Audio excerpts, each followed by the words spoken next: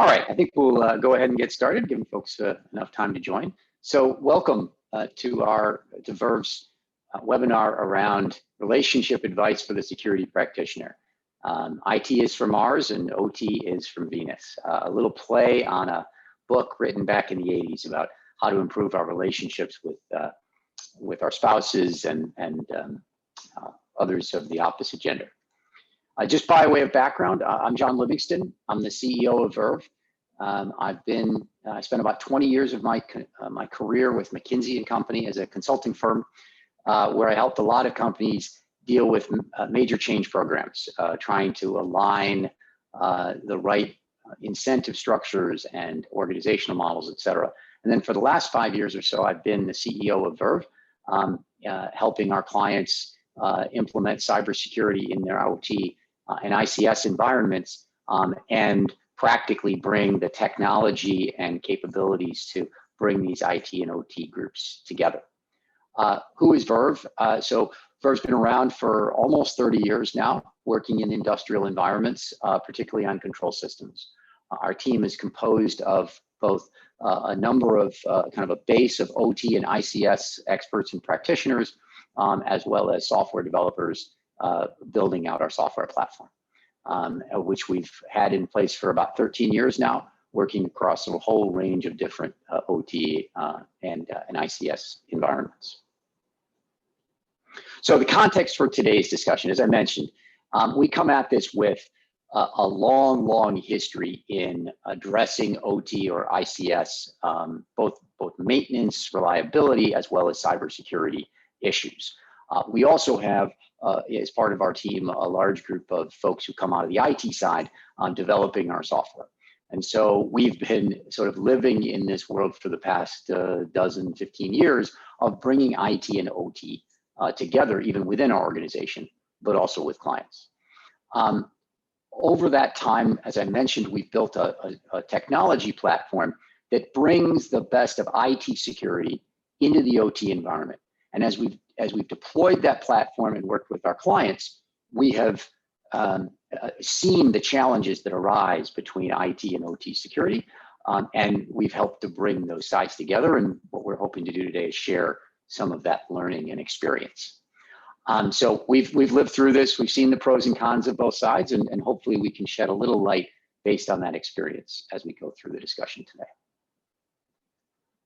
So the background, for those of you who aren't familiar with the book, John Gray, author, wrote a book back in 1982, which described a basic premise of we have different genders, and it was a gross generalization. I'm not going to support the book per se, but the basic concept is that different people come at problems from different directions, different mindsets, different incentives, different ways of communicating, et cetera. And the basic concept is to succeed, we need to understand the other side, learn to listen and communicate differently with them. And our premise in our discussion today, and frankly in our client work that we do, is this basic point that IT and OT do have, kind of coming into this discussion, different objectives, different mindsets, different assumptions that are embedded and not always externally communicated. Which creates difficulties in communicating. There's obviously underlying technical differences, which we'll also talk about today. But a large part of these we have found can be resolved with the right organization, the right tooling, the right training, et cetera. And so that's what we hope to talk through today. We had some great questions come in before this webinar, which helped us scope what some of the questions that folks had were. Those included things like, how do you manage OT security from an IT perspective? We'll talk a little bit about that today. How do you establish a stronger union between these two groups? We'll definitely talk about that today. And what is the difference and how do you differentiate between IT security requirements and OT security requirements? One person asked a question which was near and dear to our heart, which was, how do you apply OTSM, or what we refer to as OT systems management, into this OT environment? What you'll see and hear from us today is we strongly believe in the need to apply those IT systems management or IT security management kinds of principles into the OT environment. So we'll talk about that today. And there was a great question around, are OT teams ready to welcome IT into their environments? And does an IT team that has a strong safety mentality make that easier? So a whole bunch of great questions came in, and the conversation today will address many of those questions. And if we don't, we'll hopefully leave a little bit of time at the end for additional questions as we go today. So let's start with, why do we care? Why are we even focused on this topic? Well, the reality is that the reality of security risks in the OT environment is real and growing. We think about these risks as three broad types. The one that gets a lot of press is the one on the bottom here, the advanced outside attacker. The severity of those risks, we think of Stuxnet, we think of the Triton attack in the Middle East and others, where there's a very targeted attack on those control systems that can cause severe damage. However, the challenges of that are quite high, and so the likelihood is lower.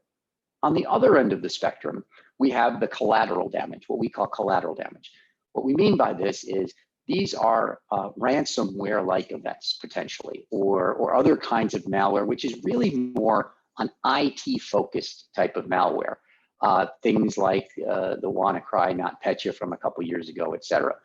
But that bleeds over into the OT environment through lack of segmentation, lack of patched machines, et cetera. And in fact, while the severity of risk can be quite large, and we'll talk about that in terms of dollar terms on impact on business, in many cases, it's smaller from a life safety point of view, but it's much more likelihood. There's much more likely because the advancedness of the attack does not need to be as great in many of those cases. The reality, though, is we are under a growing threat within the OT environment. And this is becoming more and more aware, folks are becoming more and more aware of this. This is just a history of some of these attacks over time. Some get a lot of press, like the Ukraine power grid or the Trisis attack, and some get less. I mean, we just saw over the weekend a very large paper company was hit with a ransomware attack. And so, these things happen, and that was on both IT and OT, according to the press release. So these kinds of attacks are becoming more and more relevant, and therefore it's becoming a topic that we really have to get into and address. Not only is the life safety or environmental risks great, but the dollars are huge when we start talking about this. So whether it be Merck or Maersk on the ends, these are $500 million, $900 million impacts on these organizations as a result of malware and ransomware getting into their environments. Norsk Hydro with their Lakagoga malware, they estimated the cost in their initial estimates as 150 million plus. And so as we think about the OT risks, we can't ignore them. They are real, they are present, and the bad guys, so to speak, are finding that these are target-rich environments, particularly when we think about ransomware, because the downsides of not paying, so to speak, means you're shut down for a while. So that's the context of where we stand. But the reality is we have this challenge. We have a set of IT objectives, which are to deliver a secure environment, and they're used to a whole bunch of approaches in that. They're used to scanning, right? So we're going to run a scan for vulnerabilities, or we're going to run Nmap to understand our inventory. We're going to build a centralized patching system. Every week, we're going to push patches down, and that's going to reboot John's laptop in the middle of the night. We're going to configure assets through an Active Directory or domain. We're going to use next-gen AV, which is going to go to the cloud. It's going to identify the risk, and it's going to make that remediation immediately on the device. A whole bunch of sort of incoming expectations, understanding about how we think about cybersecurity. On the OT side, when we think about cybersecurity, which I think we do in many cases, it's, look, we have to find the assets and the vulnerabilities without scanning. We got very sensitive endpoints, and so the idea of doing an Nmap scan is just not tenable. Local patching and testing. is the way. We can't have remote patching of these systems and rebooting machines when we don't know what's going on in the environment. Many assets aren't connected to some domain server or Active Directory that we can configure them in the way that we would an IT device. When we think about responding, we need to be really careful to make sure there's no false positives, because the downside risk of a false positive is shutting down the plant. It's significant. So I'm probably preaching to the choir to the folks in IT and the folks in OT on this call today. But the basic point is we come at this with a different set of ingoing and assumptions and objectives. And so therefore, we really need to think of a shift. We really need to go from a world of where we're in silos between IT and OT. IT and security leaders are trying to adjust or fit IT into OT. No one's really conducting security management in OT to a world where we really work as joint teams. OT leaders are taking leadership for what we think of as the OIT, the Operations Information Technology, a term that the head of the ISA, Eric Kosman, coined a couple years ago. And then as we say, think about adding these OTSM skills into the ITSM skill set so we can build that those same capabilities with an eye towards the unique environments of OT. On the process side, right, making sure that we build shared accountability. We have things like balanced scorecards for environmental risks. Same kind of thing here. Thinking globally, allowing for scaling of the analysis, but allowing local actions of those remediation actions to ensure that the process is built to ensure the safety and reliability of those systems. On the technology side, scan-based, a lot around detection, assuming a homogeneous environment to a world where we have an OT safe tool set that can do the same kinds of things we expect in IT security safely in an OT environment. Going beyond network to really thinking about the endpoint management capabilities of that tool set.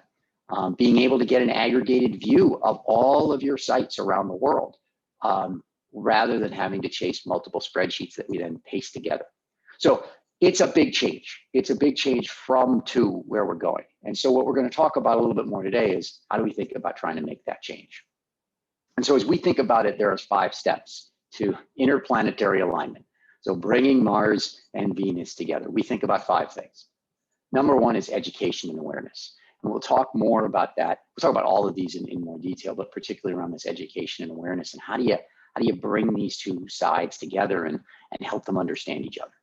Number 2, how do we establish the OTSM or OT security management objectives and policies? The question of, what should be the right standard for OT versus IT? What are the tools and technologies that we can use? Organizationally, how should we come together? And then finally, how do we think about the skills that are necessary to do that? Obviously, we've only got an hour here today, so these are very rich topics, but we'll try and hit through the key elements on each of these and hopefully give folks some stuff to take away, things you can do tomorrow. So let's begin on the IT side.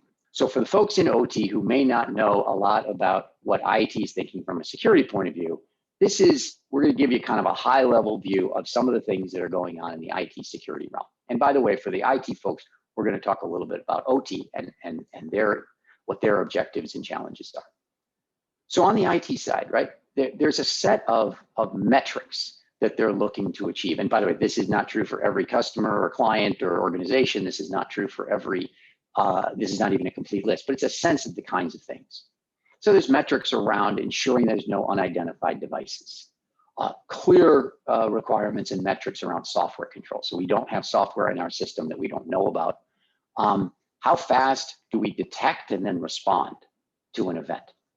How many devices have known critical vulnerabilities? So I need to have a number of how many devices right now have a critical vulnerability that should be addressed.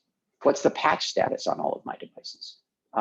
Et cetera. And you can go through these and read them, but the point is there's a set of metrics that are being measured on a regular basis and expected to be improved on over time. So why these metrics? So IT security, it's been developed for 20, 30 years now. And the basic concept of defense in depth still generally holds true. there's a lot of people who would argue that defense in depth isn't a perfect model, and we could have a long debate on that.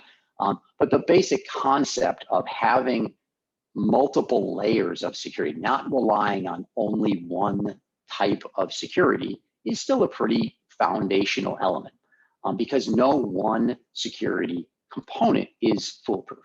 And so you want to layer on different things to slow down and potentially stop an attacker at different steps in case they get through one layer of security. And so, it starts at the perimeter. You could argue there's even this model puts the policy management on the sides, but you could argue it sits at the top. But the point is, there's policies and procedures, there's perimeter security around networking, and then the next layer of network security. And then you get into the endpoints and securing those endpoints through AV, through patch management, et cetera, and then down to the application and finally to the data. And so, again, these approaches have been developed over time. A lot of research has gone into, what can protect you. And over time, it's organically growing into the thing we now know as cybersecurity. And they've developed a set of frameworks. This is the NIST cybersecurity high-level framework, and we've overlaid the CIS top 20 security controls on it. By the way, we could do the same thing for about a dozen different standards, but the point is that they all come back to a set of requirements.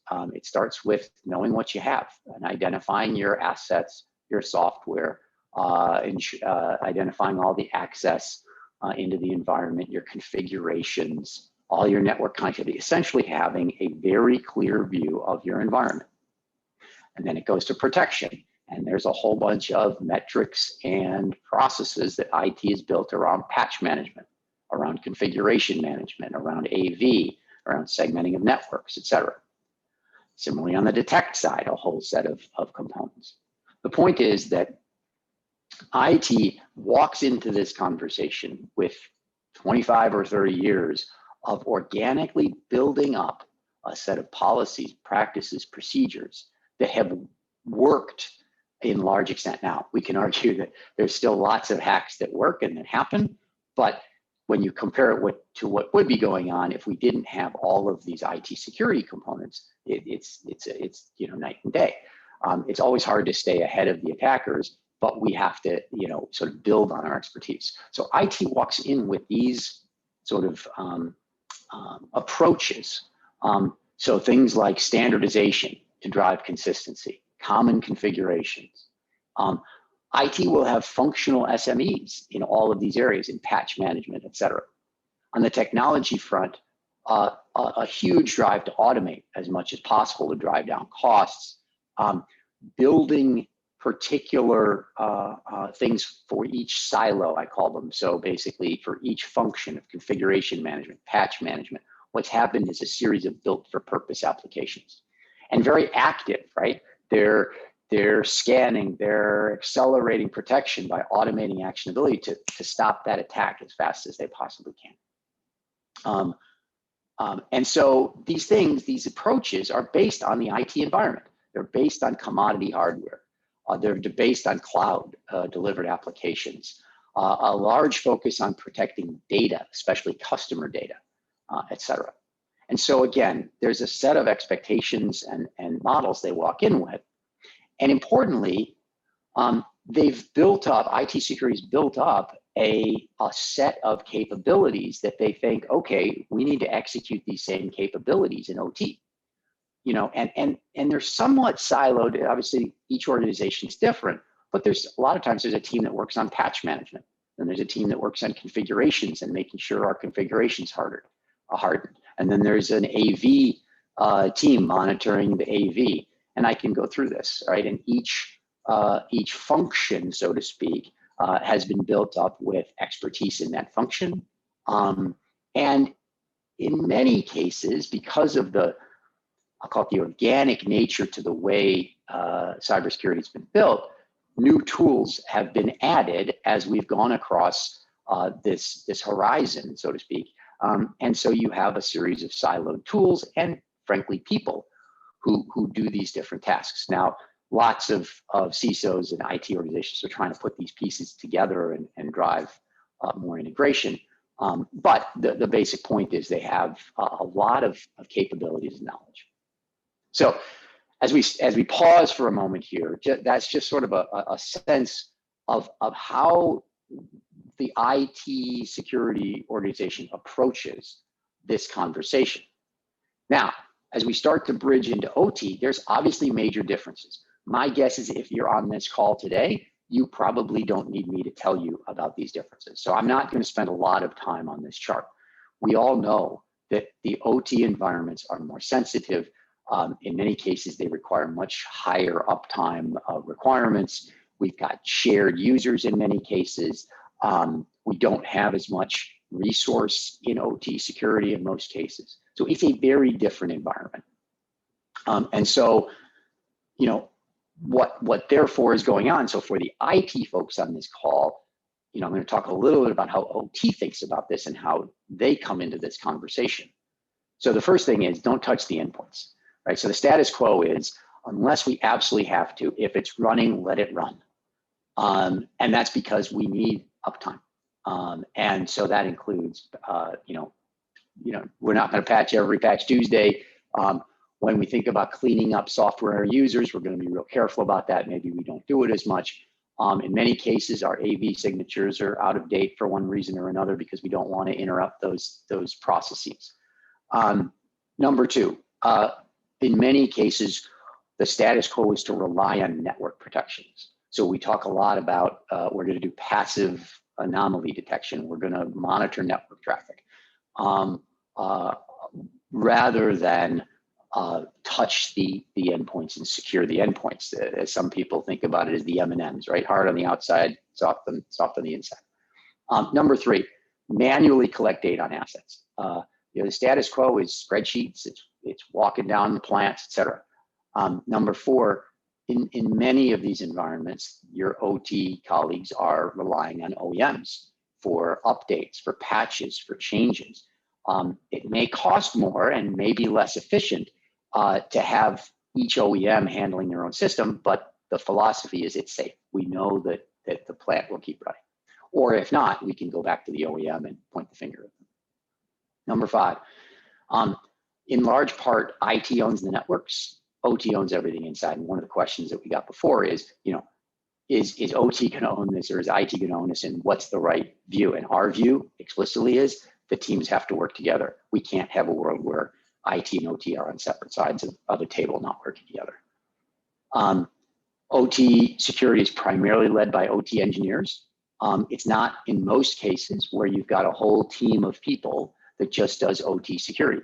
In some organizations where compliance is a bigger deal, you may have that. You may have small teams here and there, but typically we find it's largely dependent on INC techs, OT network folks, OT engineers. Number seven in the status quo is a slower response, not by, but it's essentially by choice, because we want to make sure that there's really an event before we trigger something that could shut down a site.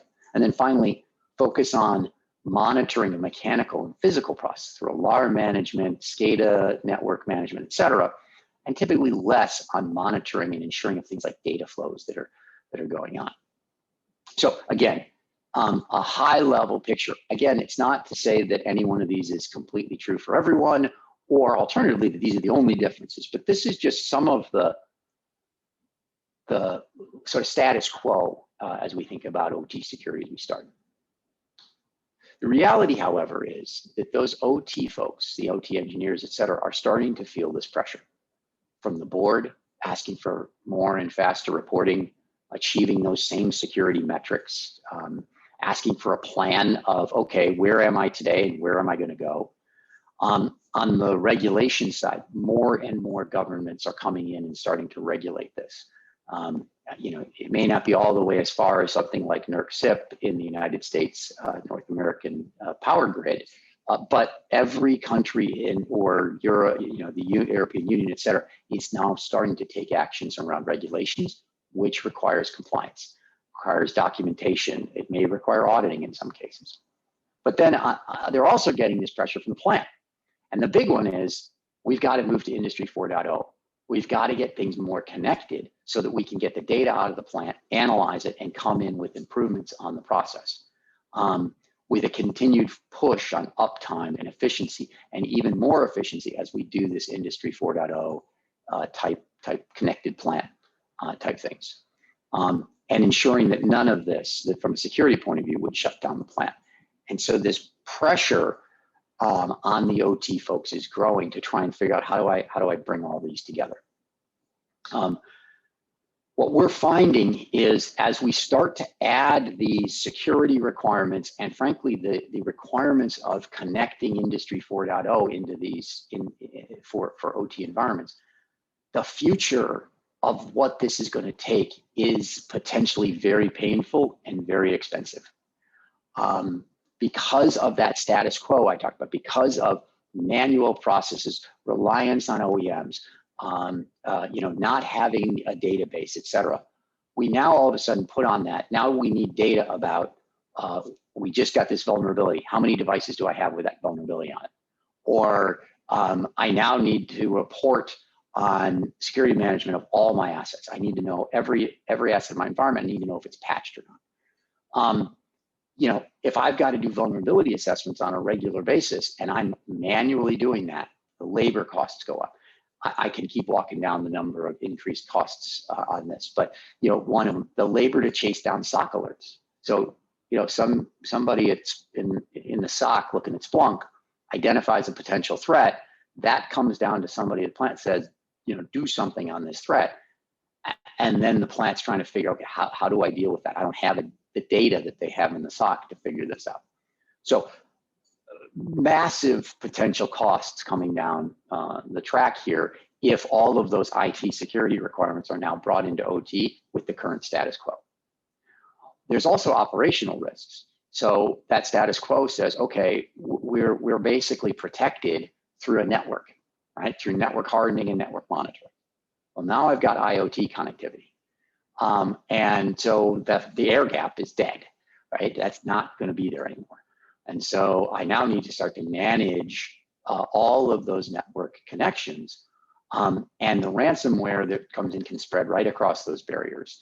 And so the status quo is, I don't really focus on the endpoint protection. I focus on networks. Well, without that endpoint protection in place, just the network security is just not going to be enough as we get more and more of this connectivity.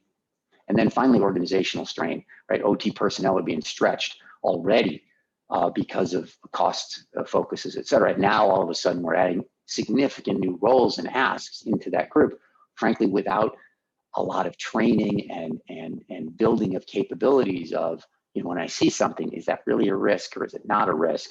How do I patch systems efficiently, as an example, et cetera. And so as we look forward for the OT practitioner, as they deal with the day-to-day and the status quo of how they run their business, and we start to layer on the requirements, which will come from IT security, there's just an amazing amount of pressure, cost, et cetera, that's going to hit this system in over the next 4 or 5 years. So I come back to those 5 steps again, right? We've talked now about education a bit, about how do you, where is each side coming from? And we'll dive into a little bit more about, okay, so what can we do to help improve? How do we help the IT folks understand OT? How do we take what I just sort of described as these 2 worldviews and help bring the groups together? So firstly, obviously we need to understand each other. Our view strongly is we need to bring the groups together. This is not about IT doing IT to OT, or it can't be OT saying, showing the hand and saying, we're just going to do it our way. We have to find a way to bring it. And the way we think about it is IT helps set the destination. Understand, explaining the outcomes. What are we trying to accomplish? What is the objective we're trying to set? And educating OT teams as to what are the requirements that are going to be asked of us by regulators, by the board, by the C-suite, et cetera. And then, at the end of the day, why? Why are these things relevant? From the OT side, then, that team needs to explain the technology challenges at a level that the IT team can really understand. What are the devices we're talking about? What are these operational? You guys, you guys think of uptime being important. We'll talk about uptime. Uptime is, 5 nines because, an hour of outage means huge dollars. What are the network requirements? This whole question around the vendors. So bringing these teams together that then can build an aligned roadmap where we can define the exception policy. So great, we have an objective in IT. All right. Well, in certain cases, we're going to need exceptions. We're going to need to find compensating controls and procedures. We're going to need to define the rules of what tools can we use, and what are those things that we can port or pull out of OT and send into IT, and what are those things that we're going to have unique OT capabilities to do. So that's the objective.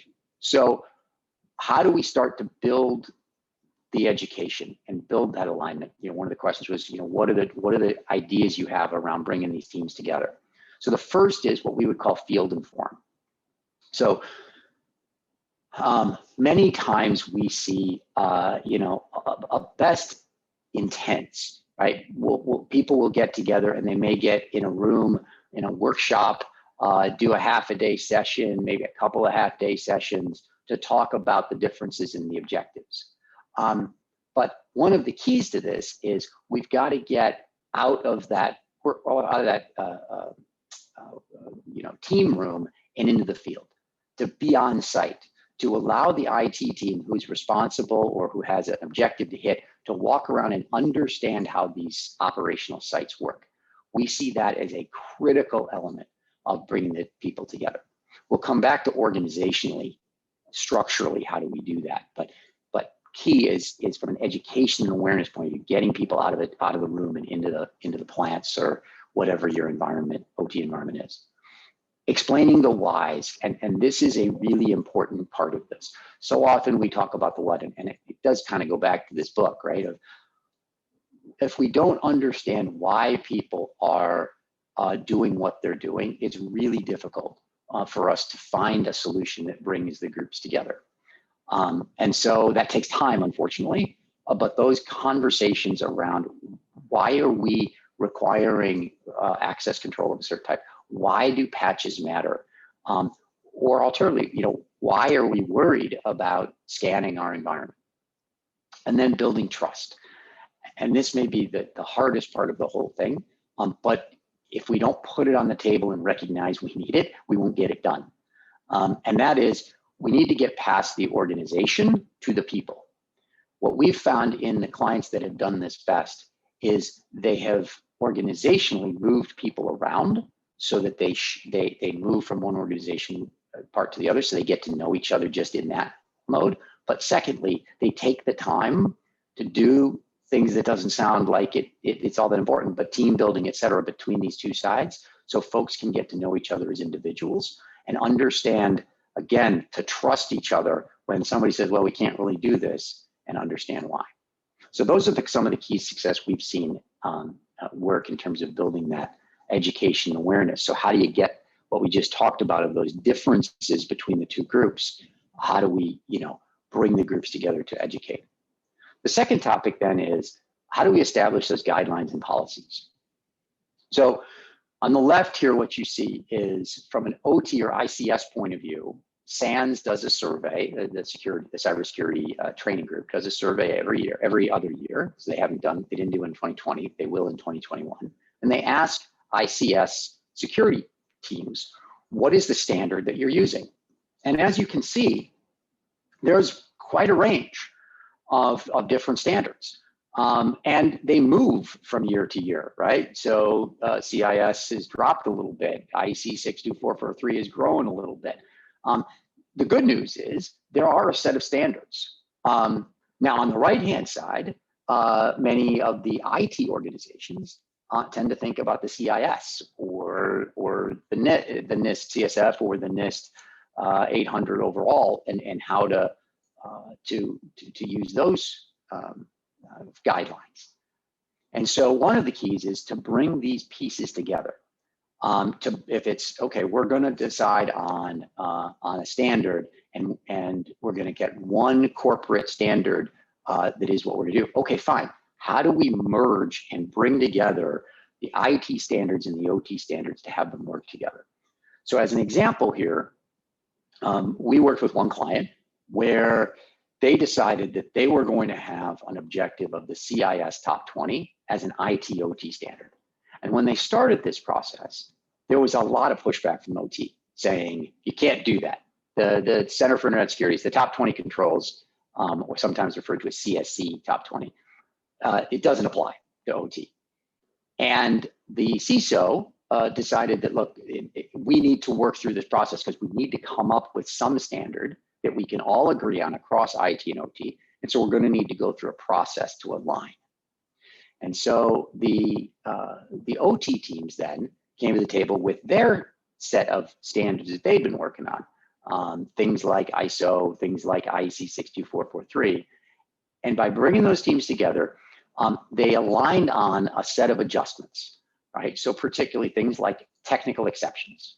So the CIS top 20 calls for AV on all your devices. No, okay, you're not going to put antivirus on a PLC. All right, so we can build a set of technical exceptions where the control just cannot apply, but we can track that and we can monitor where it is. So we're not guessing, okay, how are we doing that? Then where those exceptions are required, what are the compensating controls that we're going to use? Again, then tracking those so we can know that, all right, well, we can't, let's say, remove certain insecure protocols from that device because it's a required device in the OT environment and it has to use Telnet for whatever set of reasons, okay? So what are we doing around that device to secure it if we can't make the configuration truly secure? Third, establishing a firm timeline, and this was a key to the success. We've seen alternatives where organizations have spent months debating the standard, debating what will be the levels we'll try to achieve, et cetera, and then having a very long process of getting there. This organization said, no, we are going to have a firm timeline to achieve a specific maturity level against the CIS top 20. And it was hard work to get there. However, that deadline forced the groups to come together because they needed to agree so they could move forward to achieve that timeline. Then they created policies that were specific to the OT environment. So for instance, patch timelines, right? On the IT side, there was a commitment to every 30 days, you had to be completely patched. Well, in OT, there was some environments where that was just not feasible because you needed an outage to patch or something like that. And so certain policies were adjusted within the OT environment. They created an IT/OT review board. So as they were implementing those controls, there was a joint team of IT and OT resources who reviewed what was being done, reviewed the compensating controls, approved the exceptions, et cetera. And that team, by the way, learned a lot in that process of what you could and couldn't do on IT and OT. And then maybe most importantly, establishing a centralized reporting so that then you could get visibility that the CISO and the board, frankly, required, but you had it in such a way where it was customized or designed such that you could look at OT assets in the same way you looked at IT assets, and you could address the same questions and security requirements that were in IT and OT, whether that be through actually delivering that control or finding a compensating control to do it. This is just one example, one case study. We've got probably a dozen more like this of different approaches to how teams sort of addressed this organizational alignment, I guess is the best way of putting it, around the guidelines. So the next topic is, okay, as you think about, okay, if we can set the guidelines, we can start to get agreement on policies and procedures. How the heck do we do this? Right? What are the tools and technologies that we need to do it? Well, one of the things that we found as we began our journey as a software company was that IT had all of these toolkits, right, in network protections and then all sorts of different endpoint protection toolkits. More and more of those are trying to be integrated, but the point is in many cases, they were siloed toolkits. And then there was a whole set of people doing services around IT security. And as we looked over into OT, what we found was that to a large extent, you had essentially network solutions, many players around on the networking side, but you really had very little in the way of OT specific endpoint management. The vendors were offering their flavors, each one for their system. But for the most part, there was no sort of cross-vendor, vendor-agnostic endpoint management tool or set of tools that could address all of those requirements that IT was needing. As an example, in that CIS case we talked about, right? To do those well, you needed to have all the endpoint management capabilities of an IT environment delivered into an OT environment. And as I teed up at the beginning of this presentation, right, that is what we did. That's what we do, is to provide the kind of OT systems management at an endpoint level that is required to deliver IT security safely in OT. And so there's these technology options that were out there, right? You had the passives, which is mostly a network-based approach.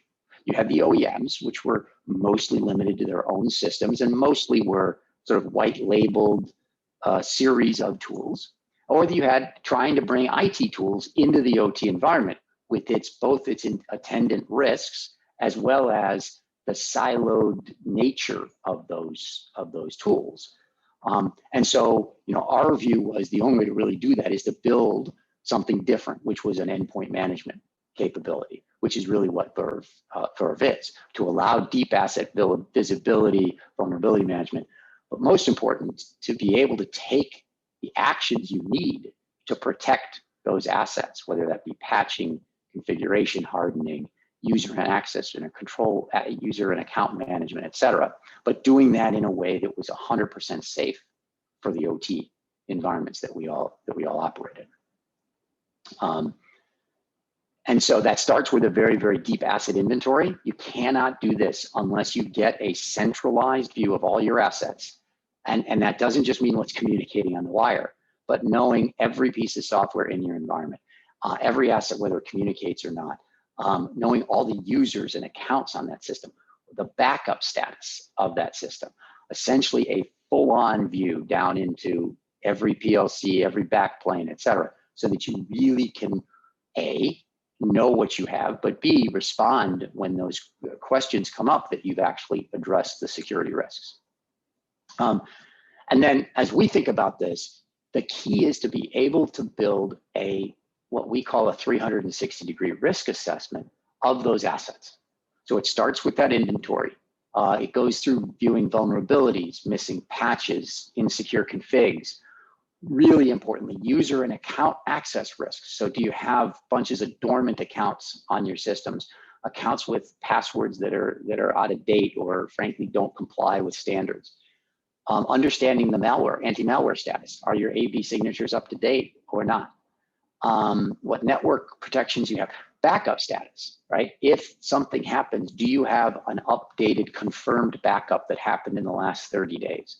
What's the criticality of an asset so that you can measure that? And then you can build a score around that asset to know how risky it is and to know what's the status of all these things. And then importantly, once you figure that out, on the right-hand side of this page, the ability to execute actions in a scaled way, but that's safe for OT by putting the action in the hands of the operators, but in a way that automates what they need to do, where they can review the patch, do the patch review, approve the patches, download any patches they need to have, and then deploy those patches. And that's just a patch example. You could think of that same thing for user and account management or for software management, et cetera.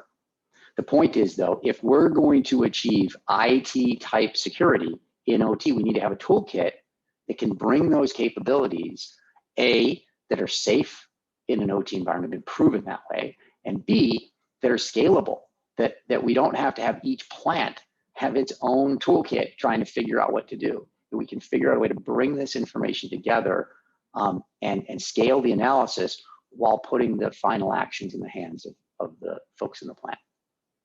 And so, what are the things that we think of a toolkit, a technology platform does to enable this? Number one, it's got to provide deep visibility. It can't just sit on the network and track what they see on the network. It's got to get to the endpoint to get that deep visibility. Secondly, it's got to be able to do that 360-degree risk view. We need, because Well, the point I made before around the need for compensating controls, sometimes you're not going to be able to patch a system. Sometimes you're not going to be able to turn off telnet. You need to see the whole risk view of that asset so you can say, okay, but I have this compensating control. I have application whitelisting on that device. So yes, it's not as perfect as patching it, but I have a compensating control. And oh, by the way, that device that's not patched is sitting behind this firewall or has an application firewall enabled on it. And having all of that view to provide a true risk view of the asset. Next, the ability to actually take actions, not just to tell you what's going on, but to allow the team to go in and actually remediate those things. And again, importantly, with an OT context where the operator is closely involved. And that's the next point, which is consolidating that analysis globally. So think globally, but then ensuring that safe operations with local actions. And then finally, if we're going to do this right, we've got to integrate with the IT tools, enterprise IT tools, ServiceNow or Splunk or other things, right? The OT toolkit needs to integrate with those things. So this is, as we see it, the kind of key components that you need. By the way, it is exactly what we've built with Verve, but these are the things that we've found through our client advisory work was really necessary to put into that platform. And so, here's just one example of how this, what we call OT systems management, can come to fruition. So this was a very large pharmaceutical medical device manufacturer. They were bringing together this manufacturing 4.0. And they recognized that threats were from ransomware and wipers, as well as malware intrusions. And they had started to deploy network protections as they were doing more connectivity to the plant, but they were challenged realizing that those network protections were not going to be 100% effective. And so they wanted to apply the same type of security that they had in IT into OT safely. So they deployed the Verve platform, the OT endpoint management platform, which gave them those things we talked about before and allowed them to centrally prioritize what was the most effective, efficient, and production safe way to remediate those actions. And then they had subject matter experts working with plant IT to take those remediating actions at site. And what that allowed them to do was to have very rapid visibility of their risks across global, 40, 50, 60 plants around the world, being able to remediate those with documented compensating controls, which allowed for a substantial reduction in risk and a significant labor savings as they went through this. And so this process gave them those IT capabilities where the CISO could be satisfied he was getting what he needed with the metrics guidelines agreed to, and then clear view of where the security status was in a way that actually saved labor. So how do we organize for this? And I know we've only got 10 minutes left. I'm going to try and hustle through a couple of these. So organizationally, what our view is, and maybe this comes out of my McKinsey background, is you have to align your structure with your strategy and your shared values. And so each organization is going to have to come up with its own organization model that works for that organization. Here's two examples that we've seen. One, highly decentralized company. This is the one we talked about before, where they did the CIS top 20. Very decentralized organization. And their view, the way they handled that was the CISO set guidelines, agreed with the key OT leaders about what the exceptions were, and then allowed the BUs to pursue the targets the way they needed to. And so the BU teams, where IT and OT were actually closer integrated than at corporate, were able to get this done very, very quickly.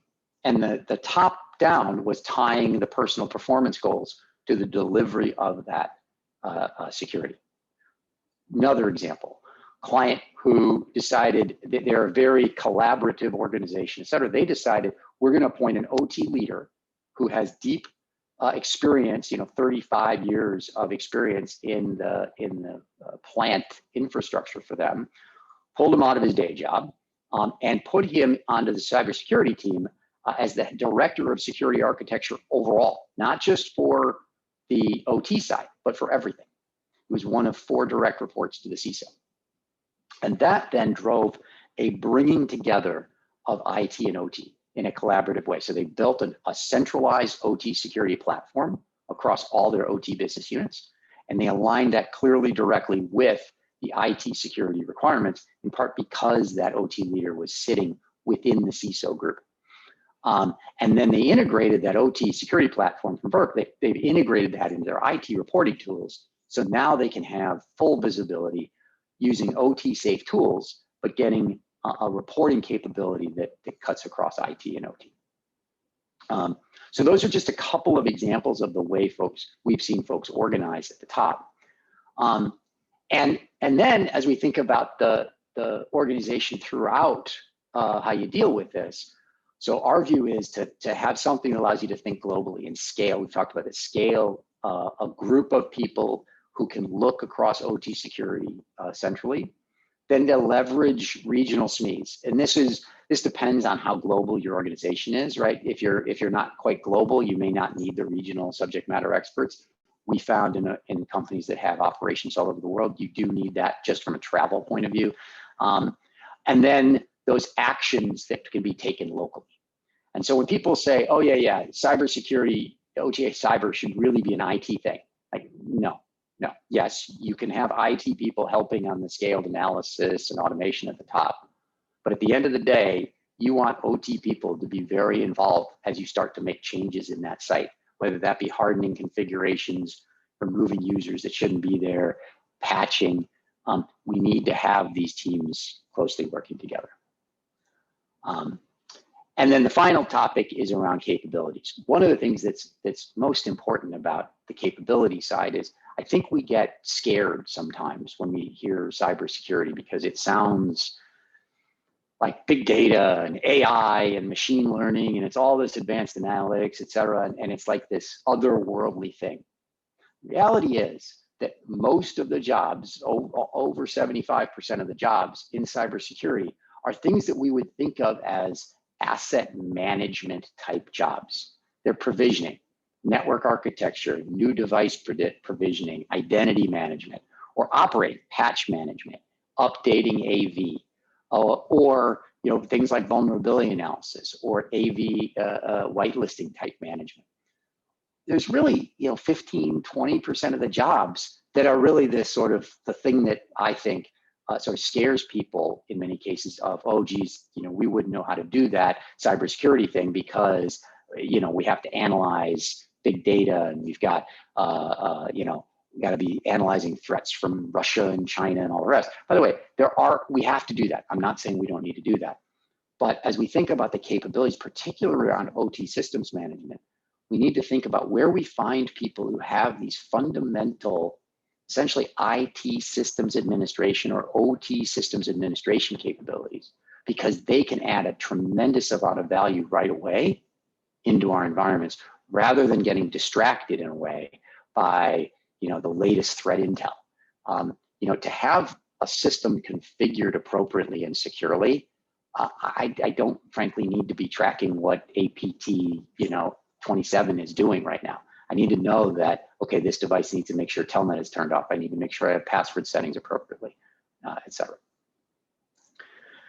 The good news is this is doable, right? So this is another case study from a client where they measured themselves. This is on their NIST cybersecurity framework dimensions. They measured themselves before they went through this journey.